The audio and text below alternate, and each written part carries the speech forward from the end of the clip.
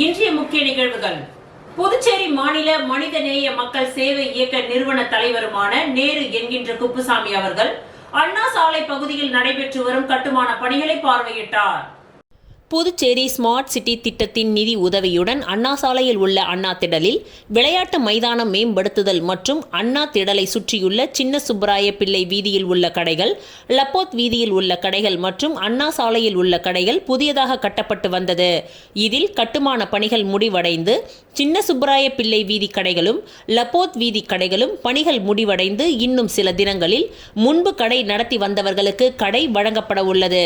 மேலும் அண்ணா சாலையில் உள்ள கடைகளின் கட்டுமான பணிகள் இன்னும் முழுமை பெறாத நிலையில் உள்ளது. இப்பணிகள் குறித்து உருளையன்பேட்டை தொகுதி சட்டமன்ற உறுப்பினரும் புதுச்சேரி மாநில மனிதநேய மக்கள் சேவை இயக்க நிறுவன தலைவருமான நேரு என்கின்ற குப்புசாமி அவர்கள் அண்ணா சாலை பகுதியில் நடைபெற்று வரும் கட்டுமான பணிகளை பார்வையிட்டார். மேலும் பணிகளை விரைவாக முடித்து அண்ணா சாலை பகுதியில் உள்ள கடைகளை முன்பு கடை நடத்தியவர்களுக்கு கடைகளை ஒப்படைப்பதற்கான ஆவணங்களை செய்யுமாறு அதிகாரிகளை கேட்டுக்கொண்டார். மேலும் இந்த ஆய்வின் பொழுது புதுச்சேரி நகராட்சி ஆணையர் கந்தசாமி, ஸ்மார்ட் சிட்டி திட்ட தொழில்நுட்ப அதிகாரி ரவிச்சந்திரன் மற்றும் நகராட்சி அதிகாரிகளும் ஸ்மார்ட் சிட்டி திட்ட அதிகாரிகளும் அந்த பகுதியை சேர்ந்த மனிதநேய மக்கள் சேவை இயக்க பிரமுகர்களும் பலர் உடனிருந்தனர்.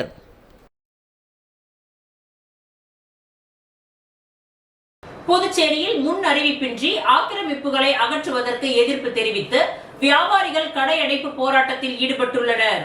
புதுச்சேரி நகர பகுதிகளில் விபத்து மற்றும் போக்குவரத்து நெரிசலை கட்டுப்படுத்தும் வகையில் நகராட்சி மற்றும் பொதுப்பணித்துறை அதிகாரிகள் சாலையின் இருபுறமும் உள்ள ஆக்கிரமிப்புகளை ஜேசிபி இயந்திரம் மூலம் அகற்றி வருகின்றனர். ஆக்கிரமிப்பு என்ற பெயரில் வியாபாரிகளுக்கு நஷ்டத்தை ஏற்படுத்துவதாக குற்றம் சாட்டிய வியாபாரிகள் முன் அறிவிப்பின்றி ஆக்கிரமிப்புகளை அகற்றுவதற்கு எதிர்ப்பு தெரிவித்து கடையடைப்பு போராட்டத்தில் ஈடுபட போவதாக அறிவித்திருந்தனர். அதன்படி கடையடைப்பு போராட்டம் இன்று காலை துவங்கியது. இதில் நேரு வீதி, காந்தி வீதி, மிஷன் வீதி, பாரதி வீதி, ரங்கப்பிள்ளை வீதி மற்றும் கொசக்கடை வீதி உள்ளிட்ட பல்வேறு வீதிகளில் உள்ள 100க்கும் மேற்பட்ட கடைகள் இன்று அடைக்கப்பட்டிருந்தது. மேலும் வியாபாரிகளுக்கு ஆதரவாக தமிழக வாழ்வுரிமை கட்சி மாநில அமைப்பாளர் ஸ்ரீதர் உள்ளிட்ட பல்வேறு அமைப்பினர் போராட்டத்தில் ஈடுபட்டனர். மேலும் பெரிய வணிக நிறுவனங்களுக்கு சலுகை அளிக்கும் இந்த அதிகாரிகள் சிறிய வணிக நிறுவனங்களுக்கு ஆக்கிரமிப்பு அகற்றம் என்ற பெயரில் நஷ்டத்தை ஏற்படுத்துவதாகவும் குற்றம் சாட்டினார்கள்.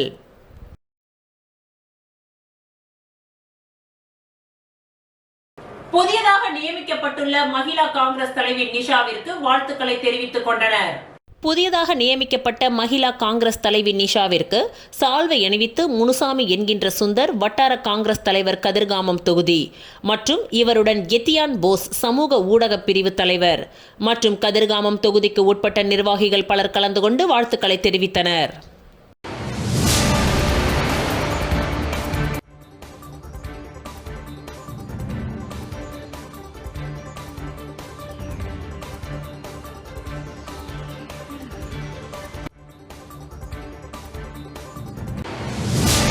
புதுச்சேரிக்கு வருகை புரிந்த திராவிட முன்னேற்ற கழகத்தின் தலைவரும் தமிழகத்தின் முதல்வருமான மு.க. ஸ்டாலின் அவர்களை விடுதலை சிறுத்தைகள் கட்சியின் பொதுச் செயலாளர் சட்டமன்ற உறுப்பினர் சிந்தனை செல்வன் அவர்களுடன் புதுச்சேரி விடுதலை சிறுத்தைகள் கட்சியின் பழங்குடியினர் விடுதலை இயக்கத்தின் மாநில செயலாளர் ஏகாம்பரம் அவர்கள் சந்தித்தார். புதுச்சேரிக்கு வருகை புரிந்த திராவிட முன்னேற்ற கழகத்தின் தலைவரும் தமிழகத்தின் முதல்வருமான மு.க. ஸ்டாலின் அவர்களை விடுதலை சிறுத்தைகள் கட்சியின் பொதுச் செயலாளர் சட்டமன்ற உறுப்பினர் சிந்தனை செல்வன் அவர்களுடன் புதுச்சேரி விடுதலை சிறுத்தைகள் கட்சியின் பழங்குடியினர் விடுதலை இயக்கத்தின் மாநில செயலாளர் ஏகாம்பரம் அவர்கள் சந்தித்தார். புதுச்சேரி அரவிந்தர் ஆசிரமத்தில் நடைபெற்ற அன்னையின் 147வது பிறந்தநாள் விழாவினை ஒட்டி நாடு முழுவதிலும் இருந்து வந்த ஆயிரக்கணக்கான பக்தர்கள் கூட்டு தியானம் மற்றும் தரிசனத்தில் ஈடுபட்டனர். புதுச்சேரியை அடுத்த ஆரோவில் சர்வதேச நகரை அமைத்த அன்னை பிரான்ஸ் தலைநகர் பாரிஸில் 1878 பிப்ரவரி மாதம் 21ஆம் தேதி பிறந்தார். அன்னையின் இயற்பெயர் மிர்ரா அல்போன்சா. சிறிய வயதிலேயே கல்வியில் சிறந்து விளங்கிய அன்னை அரவிந்தரின் ஆன்மீக கொள்கையினால் ஈர்க்கப்பட்டு 1914 புதுச்சேரி வந்தார். அரவிந்தருடன் இணைந்து ஆன்மீக பணிகளில் சேவையாற்றிய அவர் அரவிந்தர் மறைவிற்கு பிறகு அன்னையின் பெரும் முயற்சியால்தான் புதுச்சேரியில் அரவிந்தர் ஆசிரமமும் ஆரோவில் சர்வதேச நகரமும் தோற்றுவிக்கப்பட்டன. அன்னையின் 146வது பிறந்த நாளை ஒட்டி இன்று காலை முதல் அரவிந்தர் ஆசிரமத்தில் அன்னை வசித்த அறை பக்தர்களின் தரிசனத்திற்காக திறக்கப்பட்டது. மேலும் வண்ண மலர்களால் அலங்கரிக்கப்பட்டிருந்த அன்னையின் சமாதியை பல்வேறு மாநிலம் மற்றும் வெளிநாடுகளில் இருந்தும் வந்திருந்த ஆயிரக்கணக்கான பக்தர்கள் நீண்ட வரிசையில் காத்திருந்து வழிபட்டனர். பின்னர் கூட்டு தியானமும் மேற்கொண்டனர்.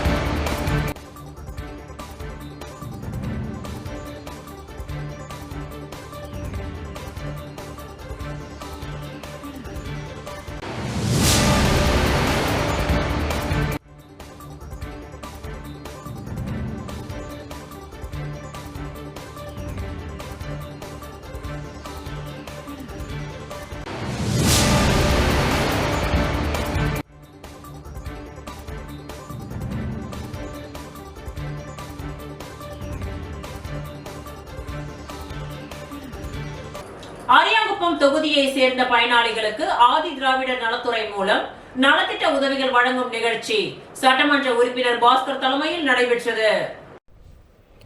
புதுச்சேரி அரியாங்குப்பம் தொகுதியை சேர்ந்த பயனாளிகளுக்கு புதுச்சேரி அரசு ஆதி திராவிடர் நலம் மற்றும் பழங்குடியினர் நலத்துறை மூலம் திருமண உதவித்தொகை திட்டத்தின் கீழ் தலா ரூபாய் 1,00,000 வீதம் 4 பயனாளிகளுக்கு ரூபாய் 4 லட்சமும், தொடர் நோய் மருத்துவ உதவித்தொகை திட்டத்தின் கீழ் 6 நபர்களுக்கு ரூபாய் 15,000 வீதம் ரூபாய் 90,000, கருவுற்ற மற்றும் பாலூட்டும் தாய்மார்களுக்கு நிதி உதவி வழங்கும் திட்டத்தின் கீழ் 4 நபர்களுக்கு ரூபாய் 13,000 வீதம் ரூபாய் 52,000 என மொத்தம் ரூபாய் 5,42,000 நிதியினை அவரவர் வங்கிக் கணக்கில் வரவு வைப்பதற்கான அரசாணைகளை சட்டமன்ற உறுப்பினர் பாஸ்கர் என்கின்ற தட்சிணாமூர்த்தி பயனாளிகளுக்கு நேற்று சட்டமன்ற உறுப்பினர் அலுவலகத்தில் வழங்கினார். மேலும் இந்த நிகழ்ச்சியில் ஆதி திராவிடர் நலத்துறை அதிகாரிகள், என்ஆர் காங்கிரஸ் உள்ளிட்ட கூட்டணி கட்சி நிர்வாகிகள் மற்றும் பொதுமக்கள் பலர் உடன் இருந்தனர்.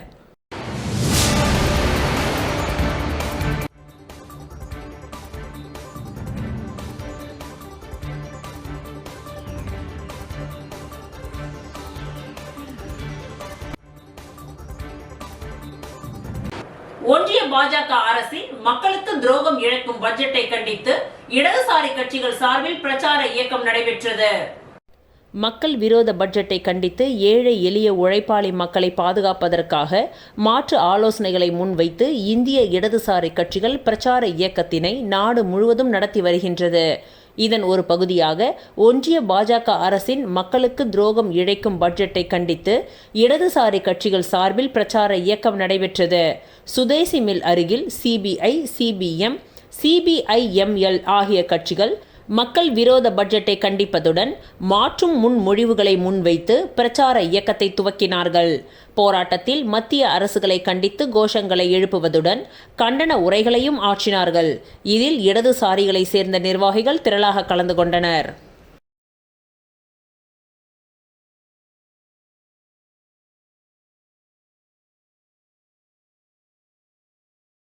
புதுச்சேரி மகளிர் காங்கிரஸ் தலைவியாக நிஷா நியமிக்கப்பட்டதற்கு அனைத்து தரப்பு நிர்வாகிகளும் அவரை நேரில் சென்று சந்தித்து வாழ்த்துக்களை தெரிவித்தனர்.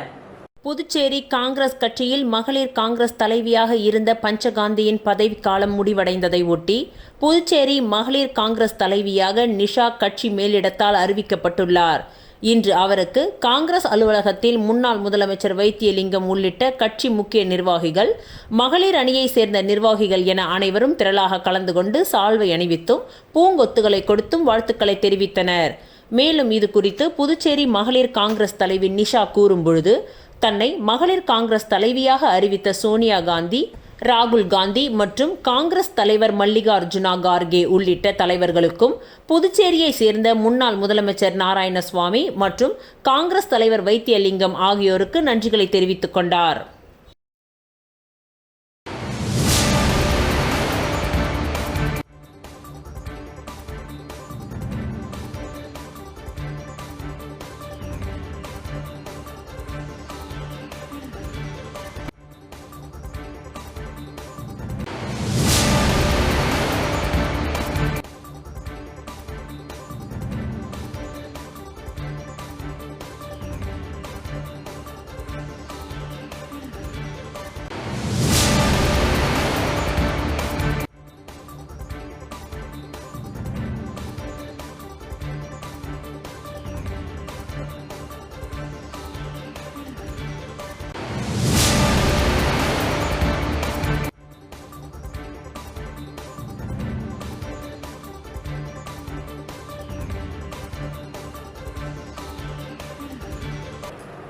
செல்வதற்காக புதுச்சேரி வழியாக வந்த தமிழக முதலமைச்சர் ஸ்டாலின் அவர்கள் தனியார் உணவகத்தில் ஓய்வு எடுத்தார். அப்பொழுது அவரை நேரில் சந்தித்த திமுக முன்னாள் சட்டமன்ற உறுப்பினர் நந்தா சரவணன் திமுக மாநில அமைப்பாளர் சிவா தலைமையில் தன்னை திமுகவில் இணைத்துக் கொண்டார். தமிழக முதலமைச்சர் மு.க.ஸ்டாலின் 2 நாள் அரசு முறை பயணமாக கடலூரில் நடைபெறும் விழாவில் கலந்து கொள்ள உள்ளார். புதுச்சேரி வழியாக கடலூர் செல்லும் அவருக்கு புதுச்சேரி மாநில எல்லையான கோரிமேட்டில் திமுக மாநில அமைப்பாளர் சிவா தலைமையில் வரவேற்பு அளிக்கப்பட்டது. தொடர்ந்து முதலமைச்சர் மு.க.ஸ்டாலின் ஹோட்டல் அக்காடுக்கு வந்தார். சிறிது நேரம் அங்கு ஓய்வெடுத்த அவரை திமுக மாநில அமைப்பாளர் சிவா தலைமையில் தமிழக முதலமைச்சரை நேரில் சந்தித்த புதுச்சேரி முத்தியால்பேட்டை தொகுதி திமுக முன்னாள் சட்டமன்ற உறுப்பினர் நந்தா சரவணன் அதிகாரப்பூர்வமாக தன்னை திமுகவில் இணைத்துக் கொண்டார். இந்நிகழ்ச்சியில் தமிழக அமைச்சர்கள் பொன்முடி, எம்.ஆர்.கே. பன்னீர்செல்வம் மற்றும் புதுச்சேரி சட்டமன்ற உறுப்பினர் நாசிம், திமுக அவைத் தலைவர் எஸ்.பி. சிவக்குமார் மற்றும் சட்டமன்ற உறுப்பினர்கள் சம்பத், செந்தில்குமார், அனிபால் கென்னடி உள்ளிட்ட திமுக நிர்வாகிகள் மற்றும் முக்கிய பிரமுகர்கள் அனைவரும் திரளாக கலந்து கொண்டனர்.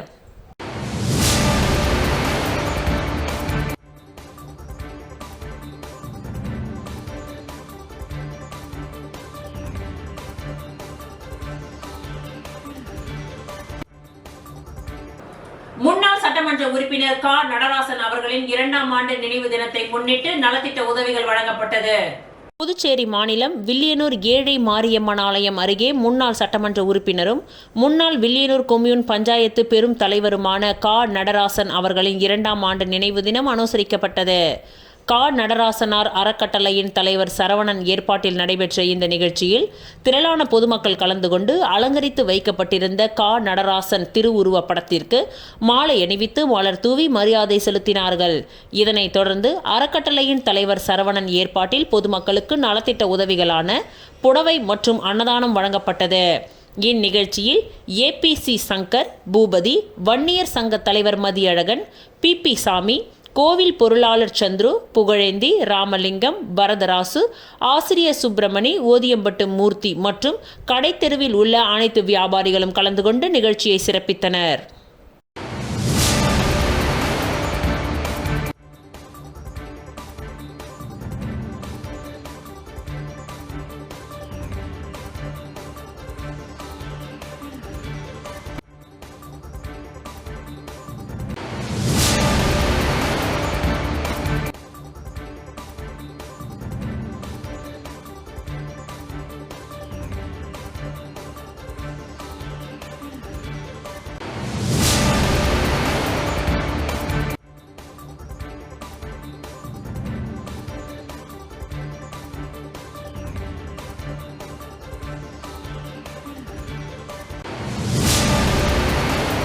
காரைக்கால் விநாயகா மிஷன் மருத்துவக் கல்லூரியில் புதிய பாடப்பிரிவு துவக்கம். காரைக்கால் விநாயகா மிஷன் மருத்துவக் கல்லூரியில் இயங்கும் school of allied health science கல்லூரியில் மாஸ்டர் ஆஃப் கிளினிக்கல் சைக்காலஜி என்கின்ற புதிய பாடப்பிரிவு துவக்க நிகழ்ச்சி நேற்று நடைபெற்றது. இந்த நிகழ்ச்சிக்கு கல்லூரியின் சேர்மன் மற்றும் விநாயகா மிஷன் ரிசர்ச் ஃபவுண்டேஷன் துணைத் தலைவர் சந்திரசேகர் தலைமையில் நடைபெற்றது. விநாயகா மிஷன் அறக்கட்டளை அருணா தேவி சந்திரசேகர், விநாயகா மிஷன் பல்கலைக்கழகத்தின் நிர்வாக இயக்குனர் ஆவர்தினி ஆகியோர் முன்னிலை வகித்தனர். சிறப்பு விருந்தினராக காரைக்கால் மாவட்ட கலெக்டர் சோமசேகர் அப்பாராவ் கலந்து கொண்டு புதிய பாடப்பிரிவை குத்துவிளக்கு ஏற்றியும் ரிப்பன் வெட்டியும் துவக்கி வைத்தார். முன்னதாக கல்லூரியின் டீன் டாக்டர் குணசேகரன் வரவேற்றார். இந்நிகழ்ச்சியில் துணை முதல்வர் டாக்டர் விஜயகுமார் நாயர், மருத்துவ கண்காணிப்பாளர் டாக்டர் சேரன், ஆறுபடை வீடு மருத்துவக் கல்லூரியின் துணை பதிவாளர் பெருமாள் மற்றும் கல்லூரி வளாகத்தில் உள்ள பல்வேறு பிரிவு முதல்வர்கள், பேராசிரியர்கள் கலந்து கொண்டனர். தென் தமிழக பகுதியில் முதன்முறையாக பாடப்பிரிவு தொடங்கப்பட்டுள்ளதாக கல்லூரியின் டீன் தெரிவித்துள்ளார். முடிவில் கிளினிக்கல் சைக்காலஜி துறை தலைவர் டாக்டர் செல்வம் நன்றியுரை கூறினார்.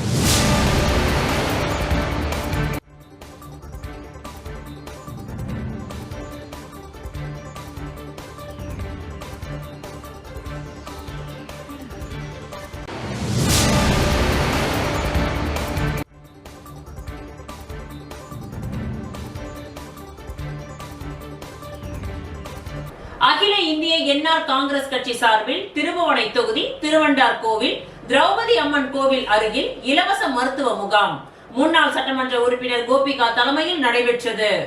திருபுவனை தொகுதி திருவண்டார் கோவில் திரௌபதி அம்மன் கோவில் அருகே அகில இந்திய என்ஆர் காங்கிரஸ் கட்சி மற்றும் ஸ்ரீ மணக்குள விநாயகர் மருத்துவக் கல்லூரி மருத்துவமனை இணைந்து நடத்தும் மாபெரும் இலவச மருத்துவ முகாம் திருவண்டார் கோவில் திரௌபதி அம்மன் ஆலயம் அருகே முன்னாள் சட்டமன்ற உறுப்பினர் கோபிகா தலைமையில் நடைபெற்றது. இந்த முகாமில் விஷ காய்ச்சலுக்கான பரிசோதனை, சர்க்கரை நோய் பரிசோதனை, இரத்த ஆக்சிஜன் அளவு பரிசோதனை, இரத்த அழுத்தம், சளி இருமலுக்கான மருத்துவம், மகப்பேறு ஆலோசனை, பொது மருத்துவம் உள்ளிட்ட மருத்துவ பரிசோதனைகள் மேற்கொள்ளப்பட்டது. இந்த முகாமில் பங்கேற்ற பொதுமக்களுக்கு மருத்துவம் செய்து அவர்களுக்கு தேவையான மருந்து மாத்திரைகள் வழங்கப்பட்டு மருத்துவ ஆலோசனையும் வழங்கினார்.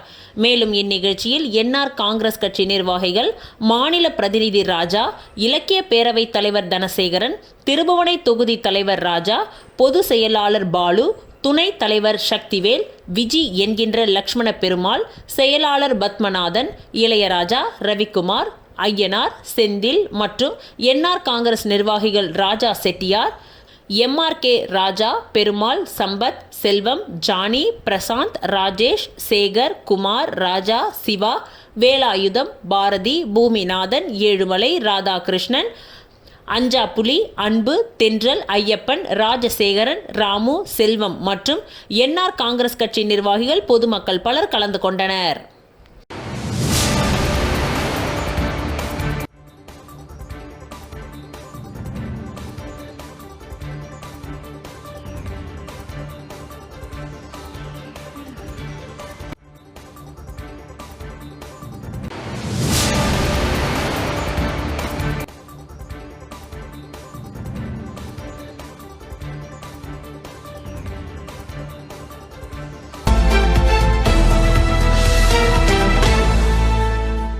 புதுச்சேரி உப்பளம் தொகுதிக்கு உட்பட்ட வானரப்பேட்டையில் உள்ள முருகசாமி நகரை ஒட்டியுள்ள ஆங்கிலோ பிரெஞ்சு AFTயை சார்ந்த பகுதியில் மக்கள் வசிக்கும் இடத்தில் விஷ பூச்சிகள், பாம்புகள், கொசு ஆகியவை AFTயில் சரியான முறையில் பாதுகாப்பு இல்லாததால் வீட்டிற்குள் நுழைகின்றன. இதனால் புதுவை மாநில உப்பளம் தொகுதி சட்டமன்ற உறுப்பினர் திரு அனிபால் கென்னடி அவர்களிடம் பொதுமக்கள் அலைபேசியின் மூலம் கோரிக்கை விடுத்தனர். உடனே சம்பவ இடத்திற்கு விரைந்து சென்று சட்டமன்ற உறுப்பினர் பார்வையிட்டார். நேரில் சென்று ஆய்வுகளை செய்து உடனே ஆங்கிலோ பிரெஞ்சு ஜவுளி நிறுவனத்தின் மேனேஜர் பிரதீஸ்வரன் அவர்களை நேரில் சென்று சந்தித்து தொகுதி மக்கள் பிரச்சினை மற்றும் அதன் ஆபத்து குறித்தும் சட்டமன்ற உறுப்பினர் பேசினார். மேலும் மிக விரைவாக மக்கள் வசிக்கும் பகுதியை சார்ந்த இடங்களில் தோட்டங்களை மிக சரியான முறையில் பராமரிக்கும்படி அதிகாரிகளை வலியுறுத்தினார். பின்னர் மேனேஜருடன் செக்யூரிட்டி பரமசிவம் அதிகாரியை அழைத்து சென்று மதில் ஒட்டியுள்ள செடி, கொடி, மரக்கிளைகளை அப்புறப்படுத்தும்படி சட்டமன்ற உறுப்பினர் கேட்டுக்கொண்டார்.